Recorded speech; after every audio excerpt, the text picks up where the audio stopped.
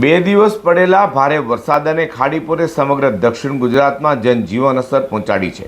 તો સુરત શહેરમાં પણ અનેક વિસ્તારોમાં પાણી ભરાવાની સ્થિતિને લઈને હવે રાજ્ય સરકાર એક્શનમાં આવી હોય તેમ આજે ગુજરાતના મુખ્યમંત્રી ભૂપેન્દ્રભાઈ પટેલ સુરતની મુલાકાત આવી પહોંચ્યા હતા, જ્યાં નાયબ મુખ્યમંત્રી હર્ષ સંઘવી અને ઉચ્ચ અધિકારીઓ તથા જનપ્રતિનિધિઓ સાથે મહત્વપૂર્ણ સમીક્ષા બેઠક યોજવામાં આવી હતી.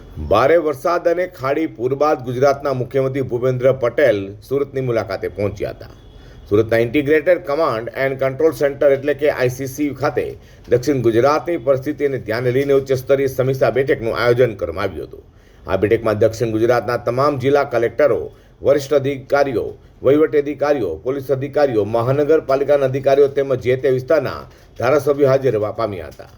વરસાદથી અસરગ્રસ્ત વિસ્તારોમાં થયેલી સમસ્યા સાથે ખાડીપુરથી થયેલા નુકસાન, પુનઃસ્થાપના કામગીરી અને આગામી દિવસોમાં ભારે વરસાદની શક્યતાને ધ્યાને લઈને તૈયારીઓ અંગે વિગતવાર ચર્ચા કરાઈ હતી.